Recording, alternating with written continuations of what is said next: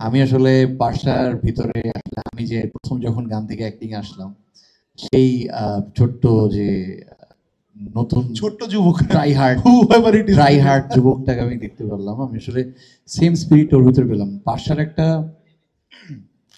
বাসার সবচেয়ে বড় গুণাবলী হচ্ছে মেয়েটাকে যদি আপনি ঠিকঠাকভাবে বলেন, ও এত যত্ন করে কাজ করে।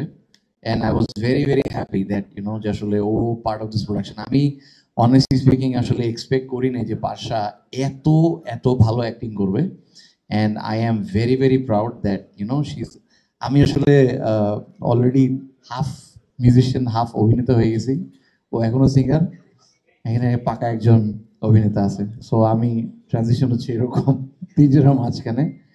But I am very happy যে দুইজনের সাথে কাজ হয়েছে। It's fantastic, it's a beautiful balance. এটা মানুষজন দেখলে বুঝতে পারবে। definitely একটা কথা I have to say about G she is on my fan. so you don't like his আমি songs বলি নাকি আমি বলি আচ্ছা, আচ্ছা, hello please, everyone. please. First of all thank you Pritam. আমি কখনো ভাবি নাই প্রীতম এত ভালো ভালো কথা বলবে আমাকে নিয়ে।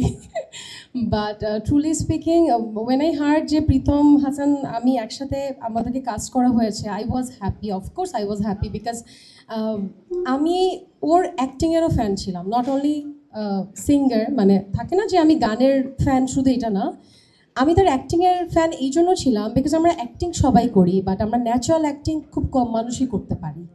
সো সেই ক্ষেত্রে আমি বলবো প্রীতমের যত আমি অ্যাক্টিং দেখেছি, সে খুব ন্যাচারালি অ্যাক্টিং করে। মানে যেটা মনে হবে না দ্যাট হিজ অ্যাক্টিং, মনে হয় যে আচ্ছা ওর এটাই, যখনও যে ক্যারেক্টারটা প্লে করে ওইটাই ওকে রিয়েল মনে হয়।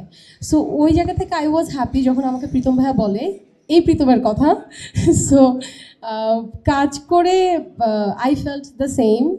অ্যান্ড আমাদের একসাথে সিন খুব কম ছিল। আই নো এটা আমার sorry, I am sorry I did a mistake. Spoiler হয়ে যাচ্ছে। এটা কেটে দিন। হ্যাঁ, সো যেটাই ছিল, বাট আই ফেল্ট গ্রেট। আমার খুব ভালো লাগছে মানে ওর সাথে কাজ করে। So thank you so much. And আমি একটা কথা না বলি না যে কো আর্টিস্ট টিম খুব ইম্পর্টেন্ট একটা ভালো কাজের পেছনে। সো ওই জায়গা থেকে আমার কো আর্টিস্ট, আমার টিম, আমার ডিরেক্টর সবাই আসলে অনেক সাপোর্টিভ ছিল। So thank you everyone.